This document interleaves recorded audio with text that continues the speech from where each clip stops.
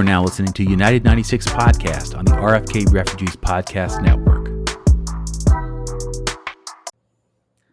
Welcome in, ladies and gentlemen, boys and girls, for a midweek edition of United 96 Podcast on the RFK Refugees Podcast Network. I'm your host, John Hoffman, and my co-host, Ted Meyer, is on assignment or also working his day job while we record this. We have with us a special guest. We've had a lot of Spirit special guests this year. We've had very few DC United guests, but we've been trying to get this for a while, and we're very excited to have Sean Howe of DC United. Sean, thanks for joining us. No, thanks, John. Thanks for having me. I appreciate appreciate the invite. Yeah, I think you were on with DC UK a couple weeks ago, so we are following in his footsteps. We had some questions for you, so we appreciate you taking the time, particularly at the close of this window. I think it's a good time to have a conversation. Absolutely. Just so you level set here for our listeners, can you tell us sort of your title and role with the club as it stands? Yeah, sure. So I'm the director of scouting for DC United. Sort of a one-man band, if you will. So I work alongside Lucy Rushton, Dave Casper, Stuart Mears in the front office. Work alongside Blake, who's our data analyst, who works alongside our first team in terms of physical and technical data, and then also in terms of identification of players. So it's an all-encompassing thing, really. My job is to identify players that fit the club's philosophy, fit the club's identity, and moves us in a direction that we want to go. So, tasked with a pretty hefty task over the last year or so. Yeah, for sure, absolutely, and that leads me to a question. I think the question about what is the DC United philosophy, what is sort of the prototypical player that DC United is looking to bring on. That's changed obviously over the years. We've had quite a few coaches here in the last little spread here, and I think all of them would have said something a little bit different, understanding that the club probably has something that persists, that coach's preference. So if you were today, now, with both with Wayne as the coach and maybe after, what is the philosophy of the type of player that DC United is trying to bring in to hopefully find success with the club? Yeah, I think athleticism is a real focal point for us right now, because I think the league is becoming very, very athletic, very, very powerful in terms of transition moments, in terms of it's becoming a very powerful game in the MLS, and you're seeing better and better players where players are being isolated 1v1, players are having to deal with some real high quality players, and managing that within the salary cap of, you've got Insigne, for instance, up against a fullback who's making peanuts. It's a difficult thing to manage. So for us, it's about athleticism. It's about getting the biggest bang for your buck. And look, I'd be lying if I didn't say that since I've come in, the culture has changed twice. Just through the management. I think previous management did a good job in establishing a way of playing and changing the club in a positive manner. But then I think again, we've now moved forward into making it positive again, but perhaps in a different way. So for us, the recruitment process is about athleticism. It's about getting players in that can handle the physical. The physical capabilities of the MLS. It's about really building a squad that the fans can be excited about. Number one, which in all fairness, they haven't been able to be over the last. I'm here in 10 years. For me, even over the last year since I've been here, I wouldn't say it's a team that the fans can be really, really excited about to come out and watch. So for me, it's about that as well, and across the board from the whole front office. That's what we want to be. Now, listen, it's a tough task because we're dealing with constraints. We're dealing with certain roster manipulations. So we have to get that right moving forward. We're seeing different clubs do it in different ways, and I think we're learning from that. I think everybody's always learning from that, and so hopefully, moving forward, we can really turn things around, and we can start to right the ship. You mentioned sort of the challenges of being in a salary cap constrained league, and that's obviously hugely a big barrier to bringing in some of the players you want to bring in. Obviously, I think some fans do not realize that you're counting those salary cap. You're counting those transfer fees into your salary cap calculations over the life of the contract. Sometimes, particularly for designated players, it's not just a regular on budget charge. Unless things have changed, things have changed frequently. I could be working on old data, but what is other than that? You also have challenges with players who are on like budget charges that are over maybe their contribution at this time. So many players over time, you see it in all professional sports. A long serving player whose wage sort of inflates as their time that they're there. That's always I basically backing that all in. How big of a challenge is contract management other than just trying to find players from overseas and trying to pay transfer fees from clubs that they're under contract with, as you and the rest of the team are trying to plan out the rest of this year, 2023, and you're looking at players coming off, going into player option or team option years, or just coming out of contract. How do you guys do that? Like, it just seems extremely complicated and convoluted. So what kind of, how is there a person that's primarily focused on that sort of on budget charge? Is that Dave, or is that Stuart? No, there isn't. We all conversate as a group. To be honest with you, Dave's obviously been doing this for a very, very, very long time, and he's very intelligent in terms of cap manipulation and the certain ways in which you can manage things. Stuart is also the same. So Lucy and I are coming from a little bit of a different background in that we come over from Atlanta United from the recruitment side of things there, and we weren't necessarily hugely involved in cap management. So we've learnt. We've started to bring in ideas of our own and contribute to the group in a different way. But to answer your question, everybody's involved, and to piggyback off what you said, it's extremely difficult to keep players who are good players, are domestic players, and keep them within the salary cap, especially when you're looking to bring players in from outside the league. And through no fault of his own, Julian Gressel is part of that, and I think is an example of that. And from being at both teams that he's been traded from, I can speak to that. He outgrew his contract in Atlanta, and then here in DC, it was a similar situation in that the situation we were in, we felt it was the right time to part ways. So. Again, a very good player, and we love him as a guy here at DC. It was just, it was a decision that we made that, it was a tough decision to make, but we had to make it in what the best interests of the team based on cap and the constraints of the cap. So, to go back to how hard is it? Would we have wanted to keep Julian Gressel? Absolutely. I think most teams in the league would love to have a Julian Gressel in their team, particularly with a Christian Benteke coming into your side after the fact. Absolutely. But sometimes it's a little bit bigger picture. Sometimes you have to really believe in what you're doing and stick to it. And for me, I really believe in what we're doing. It's been really tough over the last few weeks, if not over the last year. It's been really tough. I'll be honest. But I believe in what we're doing, and all of us believe in what we're doing, and we're moving forward with the plan to right the ship and to be competitive and to really challenge. I'd never thought about this before you just said it. Like, obviously, soccer is a global market, more so than most other sports. But also, I think since all countries don't have, and I think only us have this salary cap restraint, it's sort of a weird fit of trying to bring a player in on a different wage standard that has to now comply to what the U.S.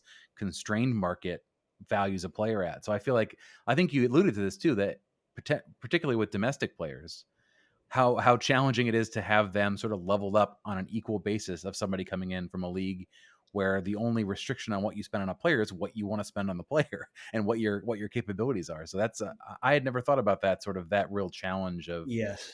harmony, roster harmony. It makes it very difficult because everybody gets to see each other's wages, Right. and when you've got players looking at the wage list and they're going, well, he's making 3 times more than I'm making, but I'm starting more games, and so that there's a massive challenge there, and it's not necessarily as easy as everybody thinks it is. You, you get caught up in the Twitter world of, well, why don't they just do this, and it's not so easy, but listen, we're in a privileged spot to work in this industry, and it's a nice problem to have. Do you wish there were more transparency around all of these things, all of the sort of so the only thing we know basically is what the players union releases from a salary perspective. That's the only thing the fans have a window on, and they know generally maybe transfer fees from well publicized players, but so much of the stuff that goes on is quasi-educated guessing by fans that are sort of trying to Absolutely. figure out. Do you wish that information was more publicly known so that you didn't basically have to be like, trust me, this is what we had to do. We didn't want to do this, but we had to do this. Do you wish that was more league-wide transparent for fans to analyze, or do you think maybe that would be a bad thing? It's a real difficult one for me to answer because, if there was more transparency, is that a good thing, bad thing? I'm not quite sure. I'm not quite sure what the answer is there. For me, I think I wish there was more transparency in terms of the ideas behind some things. Because to me, I'm a very open person, and I'm a very I'm the type of person that if I believe in something, I'm going to tell you why I'm doing it and the reasons behind it. You may not necessarily agree, but for me, if there's a reason or if there's a rhyme, there's a reason, and it may be right, it may be wrong. You may agree, you may disagree, but that's sports. And listen, everybody's entitled to the opinion, and I will say that sports is the only thing where everybody is entitled to their own opinion. Yeah. Sports and politics, right? Yep. Everybody's entitled to their own opinion. Everything else, I often use the analogy of, I wouldn't go into a lawyer's office and go, you are doing this wrong. Why have you done it this way? Your company is, So I often use that, and for us in the sports world, it's very difficult to see on social media and things like that on a daily basis of like, you're doing this wrong. Why on earth are you doing this? This guy's trash, blah, blah, blah, blah, blah, blah, blah. And whether some of it's true, whether some of it's false, and again, everybody's entitled to their opinion. It's a very difficult thing. You have to be very thick-skinned. So to go back to the transparency part of it, I'm not quite sure what the answer is. I think for us, it's a part of the business and we have to deal with it. And you front it up. You like I said, you make decisions based on an educated guess, and that's what sports is. It's all limiting risks and making educated guesses. It was clearly a self-interested question. I think that if you look at the fan base as a whole, the number of people who need to understand how much GAM is on hand is small. It's like podcasters plus or minus 200 people. So granted, I think that transparency benefits some groups more than others, and maybe it's not so important Absolutely. overall. But anyway, I wanted to get into some questions. Go ahead. To touch on the GAM and who needs to know what, I actually quite like that perhaps nobody knows that, because the rumors come out, and it's interesting to actually sometimes when I'm on Twitter or social media to hear what fans are thinking, like, oh, well, if we have this much, maybe we move this person. And it's actually interesting for me to see that from a fan's perspective. I actually quite enjoy reading those types of things because first of all, it's fan engagement and it shows a real care for the team and the brand. But second of all, look, who knows? Maybe we haven't thought of it. Right. It's idea generation. It's like crowdsourcing. Exactly. So to go back on that, for me, I actually quite enjoy the piece of perhaps you don't know the ins and outs, but you're throwing stuff out there, and it's just interesting to hear from a fan's perspective, because we obviously see the ins and outs every day of each individual player, and other stuff that's going on around the league and other teams. But perhaps some people who aren't privy to that information can actually help in a way, because they don't Yeah, think in a biased way. I bet that it's a lot. I bet that lack of transparency is a lot easier on the team side when you're at the top of the league. I think then no one's really asking questions like, Absolutely. I don't know how these guys do it, but they're great. I don't know how they're doing some magic. Anyway, Yeah. I wanted to Yeah. swing sort of to where we're at now, maybe versus where we were 6 months ago or 12 months ago. Uh, Yep. as player evaluation or scouting, obviously it's not been that long, but has it changed since Wayne's gotten here? The team has clearly shifted some mentalities from the beginning of the year, both in sort of style of play, but also maybe in who they're looking at. Did that greatly impact the scouting this past window, knowing that Wayne's Absolutely. coming on board? Yes, absolutely. Absolutely. The man-to-man, full press, high intensity way of playing is very tough to sustain. And so Wayne's brought in his own ideas. And look, I'm not saying that it's not successful, Yeah. but it certainly impacted our scouting, because if previously we were looking for man-to-man players with aggression, high intensity, but now we're looking for more intelligent players that can play within a certain system. And I'd almost put this back on you in terms of, you've probably seen some changes Mm-hmm. tactically within the team already, and what some of the players are being asked to do. For me, it's been a real positive. Now the results haven't come with that, but I really think that from a mental standpoint, the team has been in a pretty poor place, from a mental standpoint, and I don't think there's any secret in that. Nope.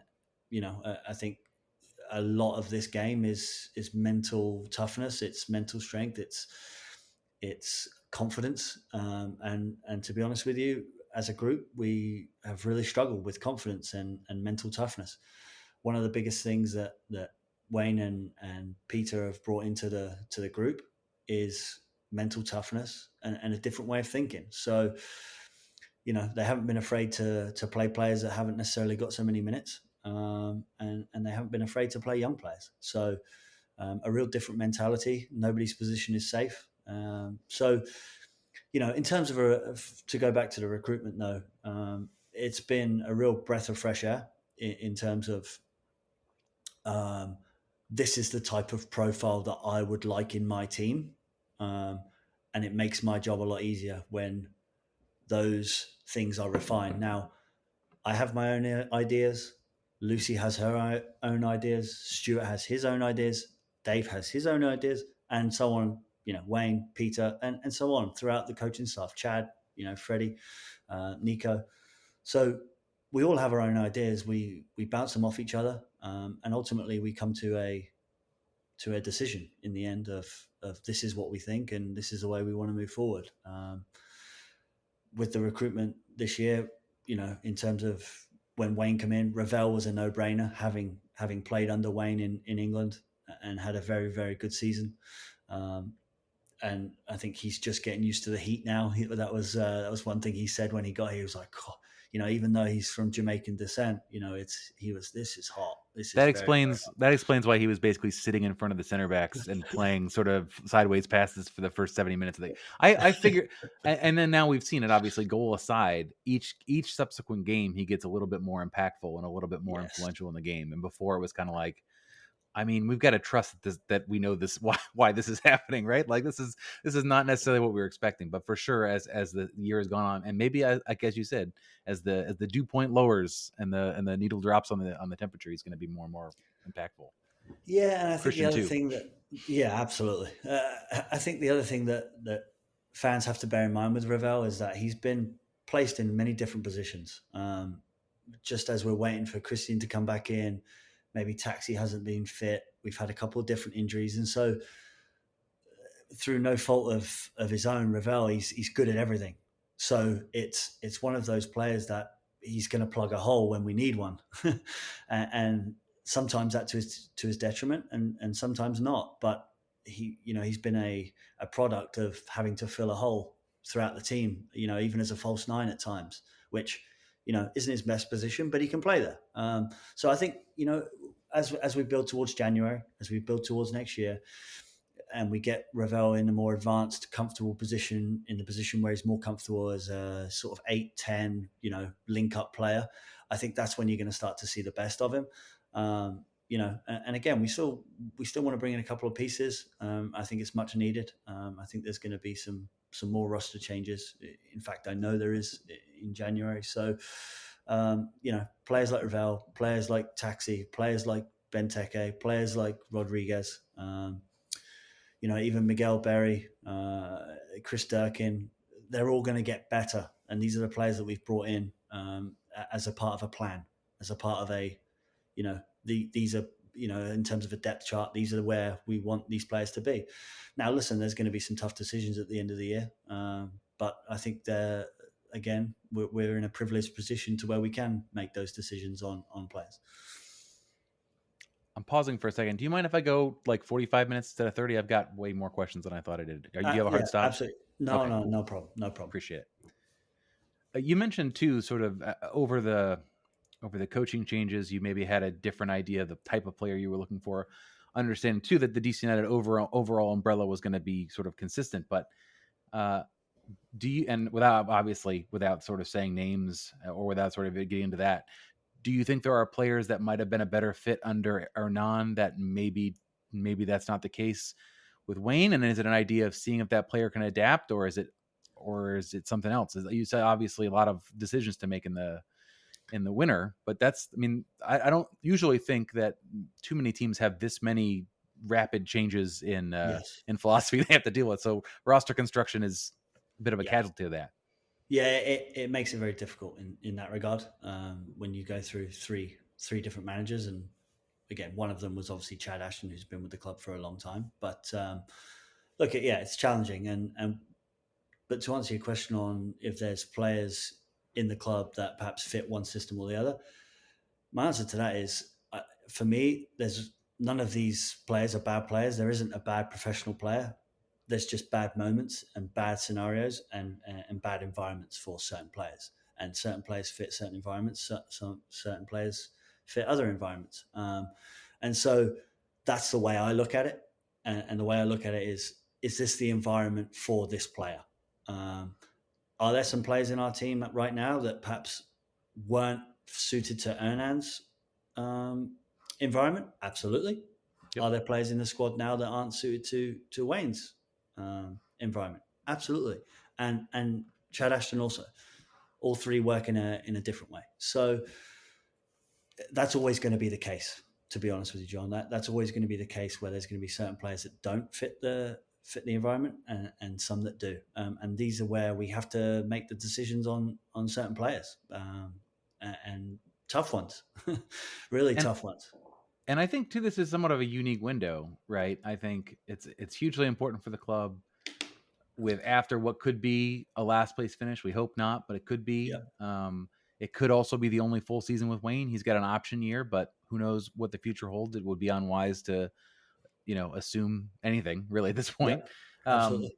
With that clear urgency in place and sort of I don't want to say dual directive of we got to go for it right now, but we also have to build a club that can persist past a potential coaching change. How are you approaching this winter window? Like that it seems like there's some conflicting goals and also I wouldn't say a rush, but certainly an urgency, and we have to develop immediately and be competitive this upcoming season if we're that's why Wayne's here. No, that's a very good question. I think that the immediate answer is we have to go for it next year. We have to go from 0 to 100. Right. You know what I mean? I think some drastic changes need to be made in terms of mentality, in terms of consistency. And that's part of why we've made some of the decisions we've made as a club in really spending some money on a Premier League caliber striker, spending some money on a DP in Taxi Funtas, and spending money in terms of Christian Poulsen and Victor Poulsen and other Rodriguez and other players, and again going to do the same in January. So to answer your question, I think it's a go for it, but I think it's also a balancing act.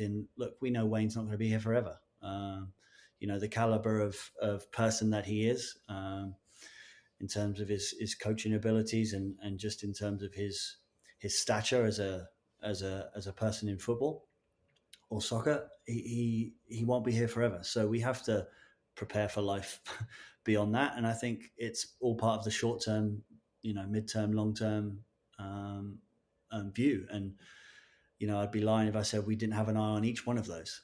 Right. Um, Yeah, you know, you got and to, right? yeah, and again, it's a balancing act, and part of that will be, at times having to say to Wayne, look, this doesn't make sense for us long term. It may make a lot of sense for a short term, but may not long term. And so, that's part of our job as a front office, as a club, to take care of the club's interests, but also look to be a playoff team next year, which we all want to be. There's no doubt that we're all very incredibly disappointed with this season, because we feel we're better than that, even in the current team. So we want more. We really do want more. This I didn't know I was going to ask this until just now. I want to you're on Twitter. You've already Yep. copped to that. I know that you are. Some of the other folks in the front office either are doing so in a lurky way or not on it at all. Do you think I'm gonna say that the quote that came out that Lucy gave, I don't know if I'm trying to remember if it was in a team interview or what it was. It's talking about a playoff caliber roster and sort of how that was run with. I think I want to give you, obviously it wasn't you speaking, but I imagine you probably feel similarly because you also helped construct this roster.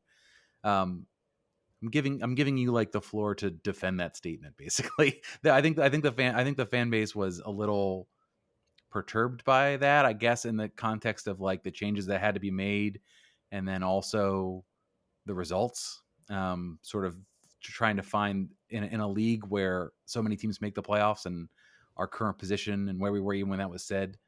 Do you think that? Would you agree with that? You didn't say it, so I don't. If you don't, I don't want to pin you to it. But if you do agree with it, defend it. Yeah. If not, you don't have to. So you're asking me, do I agree with the statement that we have a playoff caliber roster? Even when Chad Ashton took over, now you've made a bunch of changes. So I feel like if we started the season with this roster, maybe that's a little bit different. But when you built the roster at the beginning of the season, were you feeling confident or not, or no? Were you feeling like, yeah, this is we're at least an 8th place team on the Eastern Conference and maybe higher? I was feeling confident knowing what we had coming in. Mm-hmm. Unfortunately, it didn't transpire the way that we'd hoped, and we had a little bit of what's the word, disappointments along the way. I was quietly confident, yes. Now, as things progressed and things changed drastically in terms of management, and just the overall mood, it started to decline for me. But again, that's why we decided to make again some huge changes. And again, to come back to Julian Greshel, that's a huge change for a player who was one of our best players last season to Yep. take that risk in doing that. So, yeah, look, I think what we're finding right now is that teams are getting stronger and stronger every year in the league, and that teams are finding out really clever ways to utilize certain aspects of the cap in terms of young DPs, youth fund players, to get the most out of it, and none better than New York City last year, with the way that they constructed a roster with DPs and young DPs and youth fund players that was incredibly strong.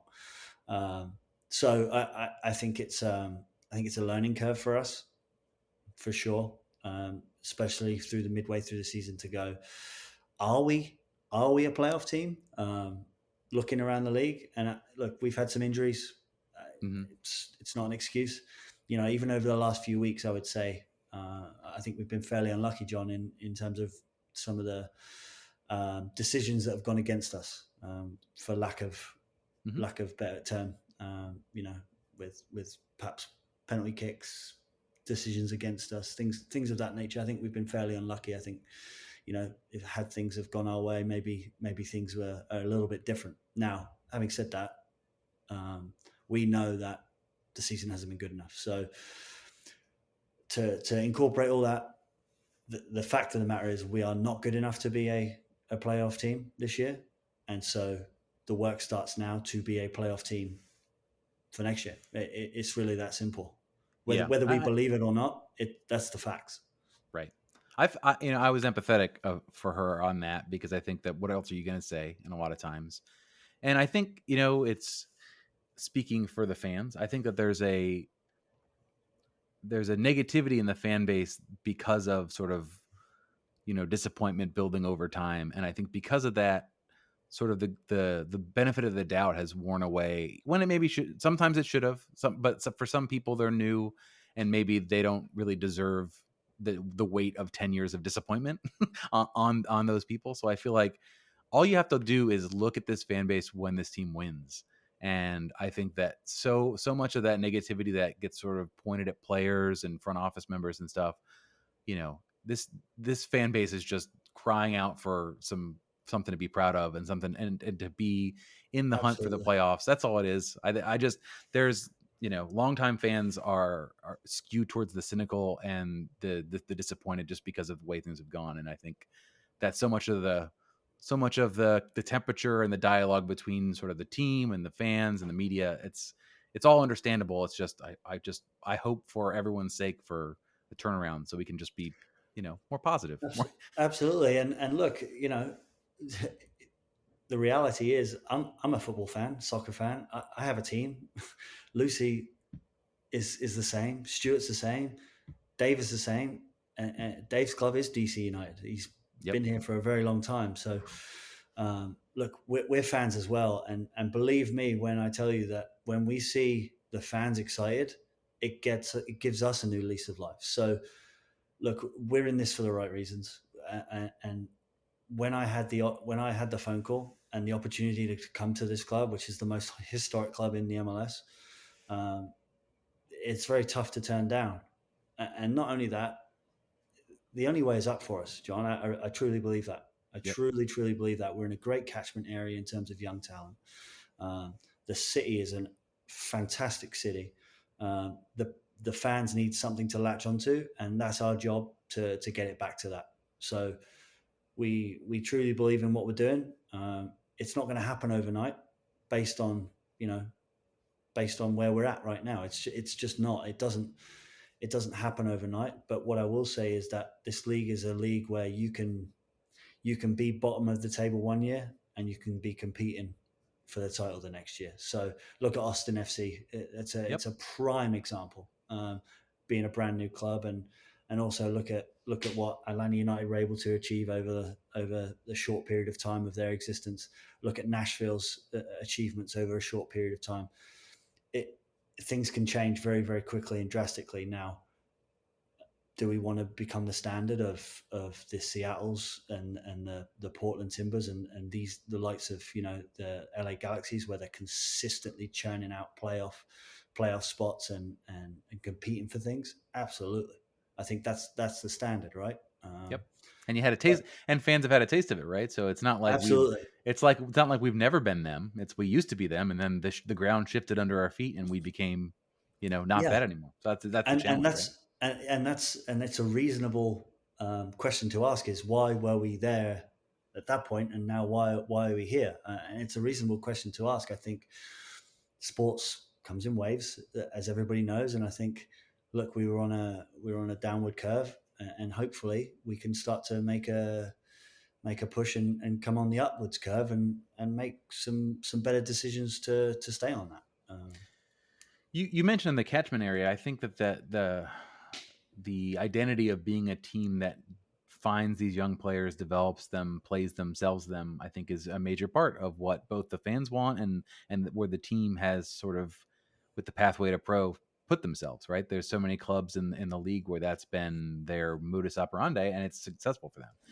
There was a lot of disagreement amongst the fans about this Moses Nyman transfer, about whether it should be seen as a triumph of development at the club or as a kind of maybe a failure. He went from international attention 2 years ago. Obviously, young players get attention, and they don't always fulfill what was anticipated. But going from that to injuries and not making the 18 from coaches' decisions, and then resulting in the recent transfer to the Belgian second division club. I know this isn't exactly your side of the shop, but when you see a young player like Moses see his development stop for reasons both in under his control, not under his control, injury, stuff that's completely out of anyone's control, what's your reaction to that? What do you feel when you see both what happened with Moses at the club and then where he ends up? Yeah. So first of all, let me start with he's an incredible talent. I Yep. think he was very unfortunate with some of the injuries he got at certain times where he was about to get his opportunity. Um, I think he's a product of being in a team that was struggling and is struggling, and so it's very hard to lean on the young players in those instances because often environments and managers, coaches go back to stability and experience. And his two red cards in his opportunity, unfortunately, probably set him Yes, back even more, right? yes, and both at New York Red Bull, right, over the last over the Mm-hmm. last 2 years. So, no, listen, he's a great kid. I think it's a case of us looking at what's best for him, but also at the same time what's best for the club. And I think in both instances, this was the right move for because he needed a change of environment. It was becoming stale for him. He wasn't able to break into the team, and now he has the ability to go and play games in a European environment. And to be honest with you, I only think that that's going to help him tremendously. Um, so look, I think it's the right move in both instances to do that. But he's an incredible talent, and there's no doubt we'll be keeping an eye on his progress because obviously we invested a lot in him as a club. He's a tremendous person and a tremendous athlete. So, yeah, I just think he needed a new environment, and I think again from an outside perspective, it doesn't necessarily look great when a player of his caliber was getting international um, recognition to then be sold for what people believe to be a small fee, especially when you're selling a Kevin Paredes for much higher. But again, I think there's so many good young talents coming through in this area. I mean, you've seen two. We've signed two in the last few days.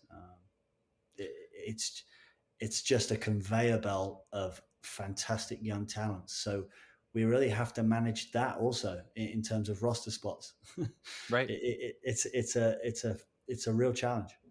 I think you make a good point too about the difference between Kevin Paredes and Moses Nyman and a Griffin Yao, right? Like from a fan's perspective, obviously Kevin had the run that he had, which was, multiple times more uh, prolific, and sort of the outcomes were different. But Mm-hmm.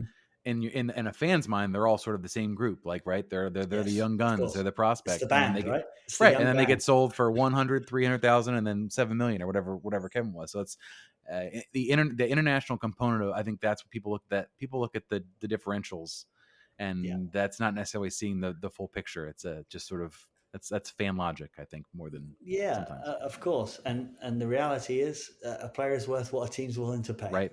Yep. Absolutely. That's really the bottom line of that one. Couple questions more for you. The obviously the transfer window is the busiest time, or is a busy time. Both you're not at that point. You're probably not identifying players as much as you are as trying to recruit and trying to get players signed over the line. But you're probably also still scouting.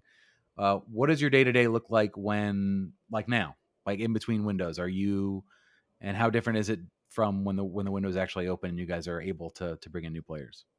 Yeah. So right now it's a lot of watching players, following up leads. Obviously, I have a huge database of players that I've built up over the years of, um, just different situations. Even players that I'm like, okay, well, his contract ends in 2023.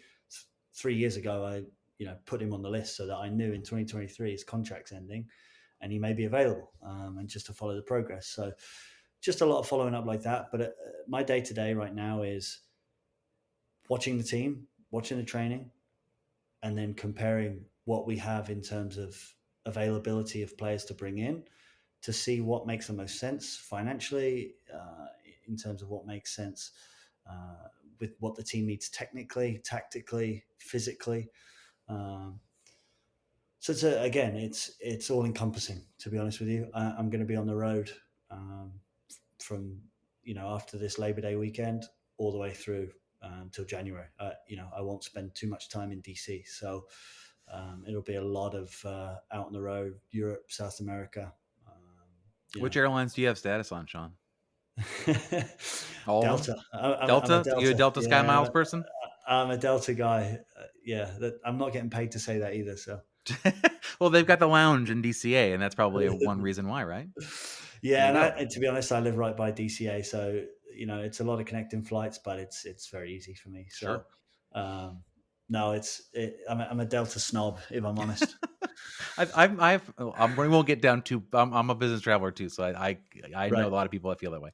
I But would Atlanta say, was the hub, by the way. yeah, well, Of that too. Delta. So when I was in Atlanta, it made the most sense because I could fly anywhere in the world from Atlanta direct, and it was great. Yeah, you got to be platinum medallion by this point, considering both jobs you got to be up there. Technology has inevitably made some part of your job easier. You're still traveling a lot, but I feel like you're using technology that a head scout 10 years ago or 15 years ago would have probably killed you for the ability to do so. Yeah. But I would speculate that also makes it easier for some clubs to justify lower headcount in that department.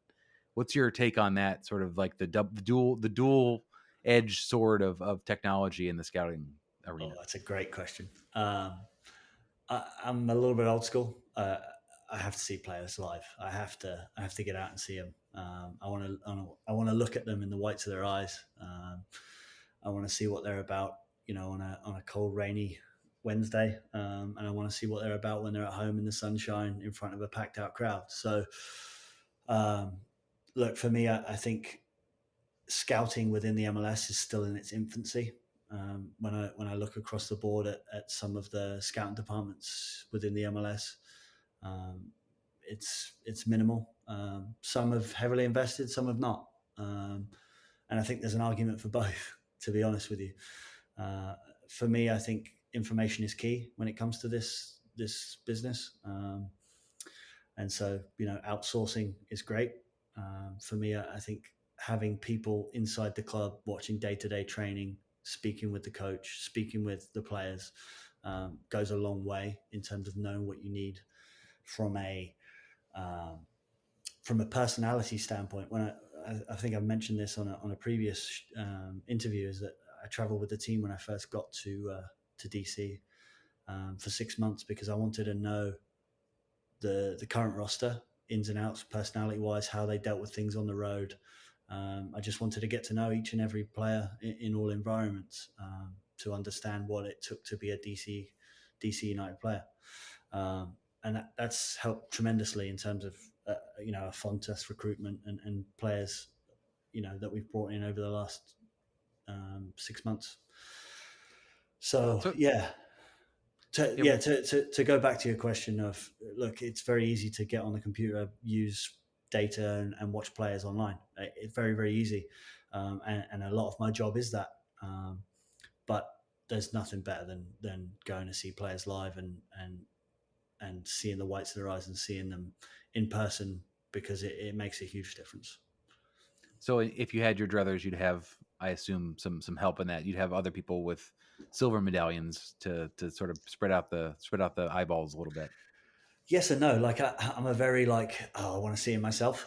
Mm-hmm. The only person I trust is myself. But at the same time, of course, we all want help in our roles, right? Yep. And certainly in this type of role, just in terms of identifying profile players for the club, I think it would go a long way to have some identification tools to help along that process. What do you think? So it's sort of like a Moneyball approach in some way. That the data driven in the soccer space is somewhat new, but just because the technology has made it able to be so. And you alluded to the fact that you want to go and see the player with your own eyes. When you're not able to have sort of the inside view like you are when you were following the team for 6 months on the road, what gets missed when you only have that access to that data? And it may be, and then maybe when you're just able to sit in the stands and watch it, what does data not really include for you when you're looking at a player? Is it sort of the obviously intangibles, like what's the most important thing that you're not getting from the data about a player? For me, um, it's seeing their reactions to certain instances within a game. It's personality. It's game management. It's like you said, the intangibles. Game management is not included in data at Right. all. I mean, there's no way to filter that. Athleticism is another one. Okay, you can somewhat do that with physical data, but in terms of really understanding a player's athletic physical ability, for me, you really have to see them live, and data can be misleading at times, especially when you look at a striker for Manchester City in Haaland is going to get 9 chances a game. A striker for DC United, Ola Kamara, may get 2. Now, if Haaland's scoring 50 goals a season, Ola's scoring 18. I think, is it 18 last year? 18 last year. Yeah, and if not for one more assist, he would have had the golden boot. Exactly. So when you look at it from that point of view, they're two very different players, but both very high up in terms of data, but in a different way, because Ola's XG last year was tremendously high. He was finishing most of his chances, if not all of them. Mm-hmm. Haaland's finishing his chances, but he's getting twice as many. So, it's that's the one thing with data that for me is, I always will go back to, okay, you need subjective and objective, and you need to use them both. One's not better than the other. They complement each other. Ola is a great player to spotlight with that. I think the data does him some favors, and the data also, doesn't at other points. I'm trying to find it really quick as we're talking. I'm not able to find it, but he's crawled up the DC United scoring charts pretty high in his time here, and I would say that most fans would not have assumed that. Golden boot almost aside, he's a player that will be more appreciated, I think, once he's no longer here than while he is here. And I think that the club, and you probably would agree with this if we were just having a beer too, like you guys have a interesting, regardless of what the player wants. So assuming the player actually wants to continue, I believe he's at a contract this year.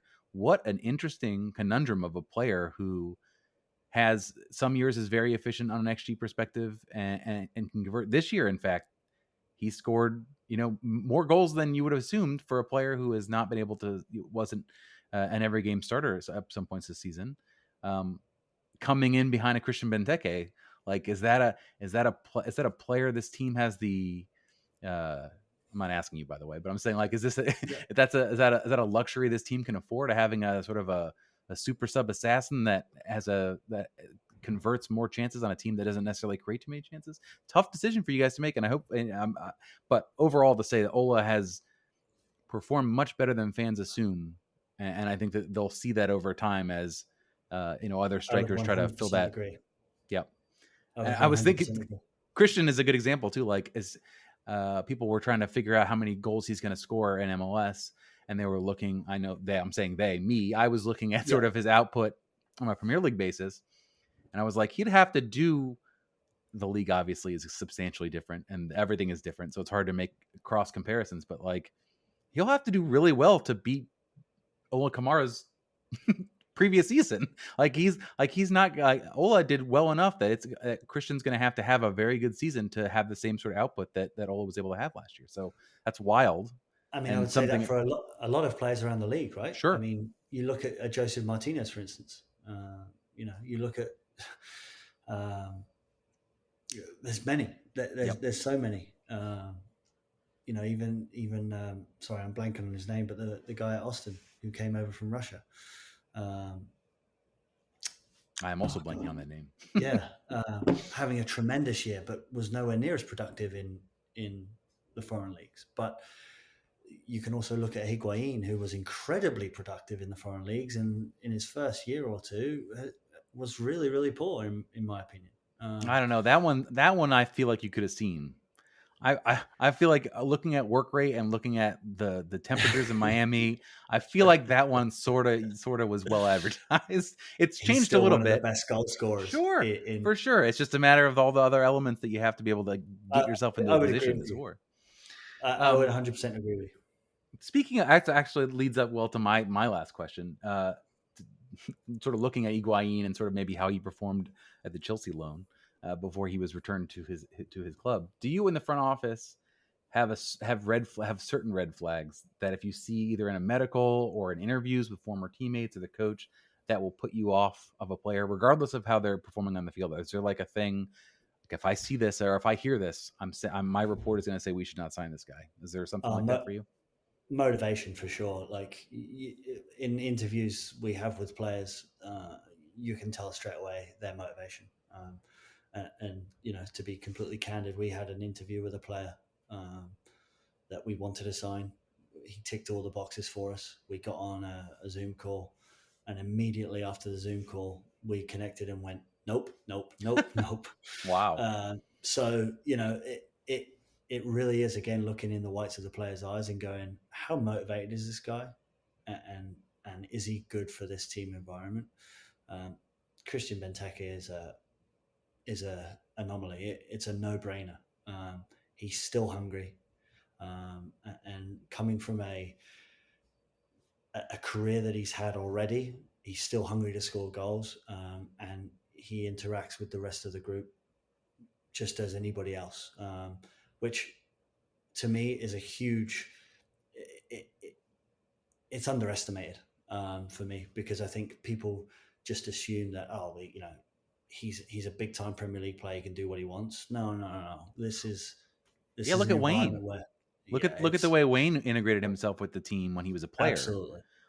That was the thing that always impressed me most about him. I was like, when they signed him, I was like, well, he's at a certain stage in his career. I don't know how he's going to perform on the field, but I'm also curious how the locker room dynamics are going to work when you're playing with freaking Wayne Rooney and you're a college draftee that just got out of Akron or wherever, and now you're here.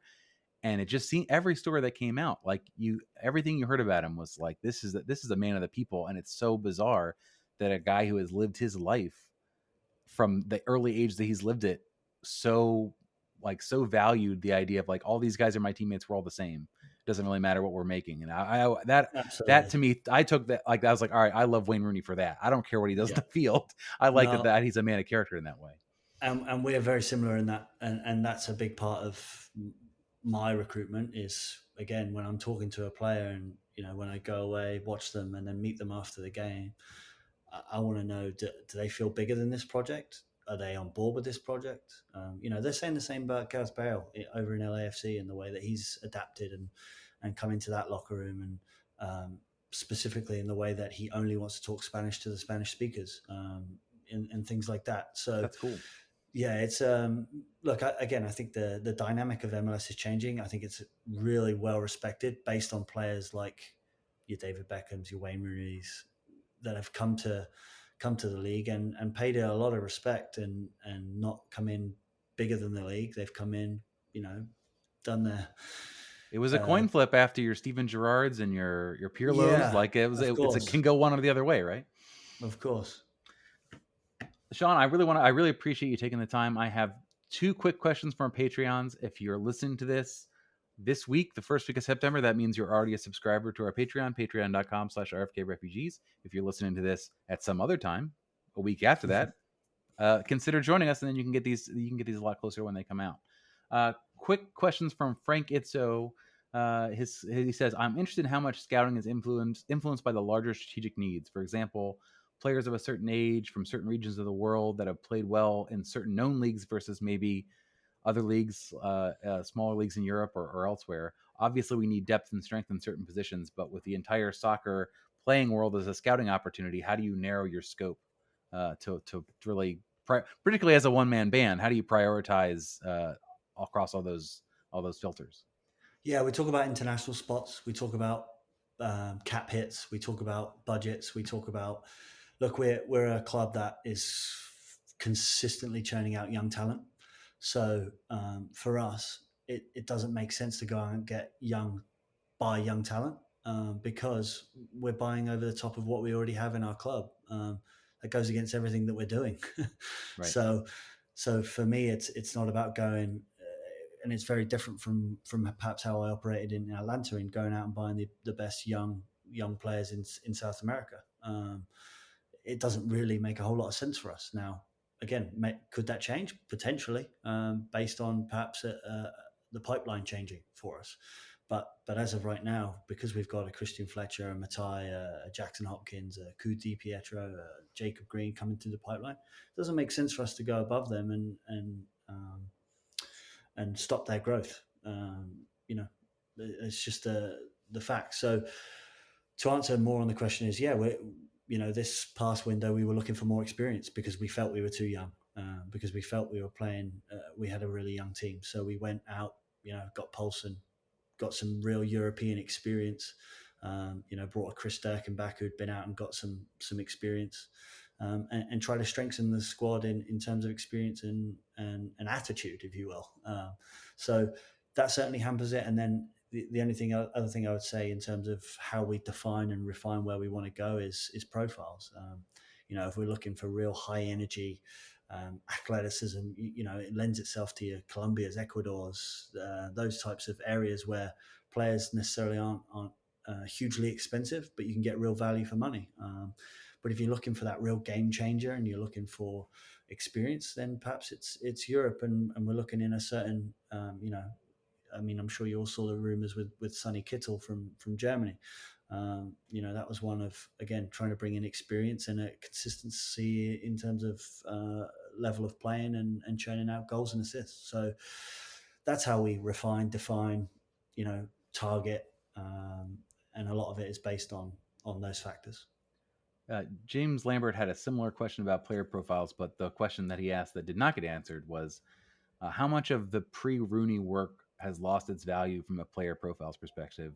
Like, is there a folders that you've clicked and dragged in your hard drive to, like, for the future, and like this maybe we want to look at this player again when Wayne has moved on and we're maybe adapting once again? Or do you feel like the spreadsheets that were in place are still pretty much the spreadsheets that are being utilized now?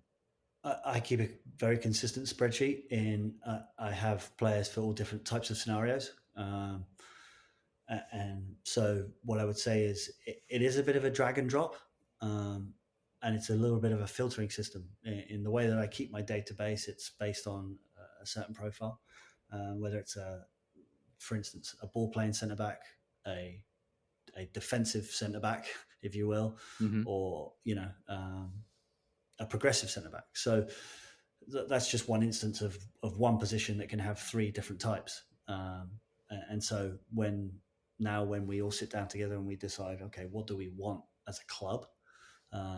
It's okay. Well, then let's go into this section of the ball playing centre backs that I've seen and looked at. Go to this tab. I've created tabs for everything you could possibly need. That's my job. Absolutely. It's all it's craziness, but it's organized chaos. Let's call it that.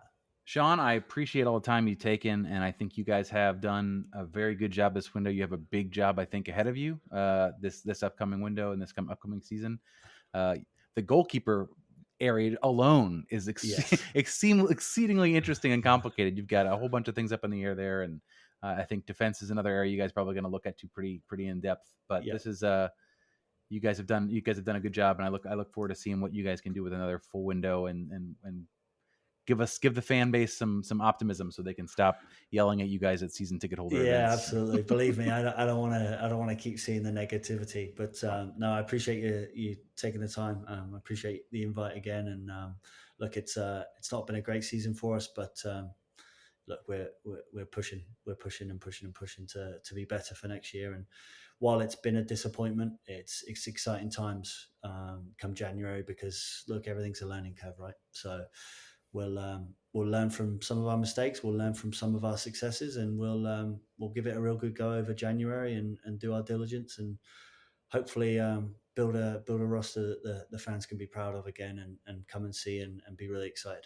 I'd love to see Audi Field at 20,000 again. Yes, me too. The playoff game against Columbus stands out as a memory that I definitely hold dear. And thanks to all of you guys for listening. You'll catch us on our live show Monday nights at 8:30 on twitch.tv/RFK Refugees. And thank you to our Patreon subscribers who have made me continue to do these interview shows during small pockets of available time in the middle of the day. So Sean Howe, thank you so much for joining us and for taking the time. And for everyone else, we'll see you next Monday. Vamos. Thank you.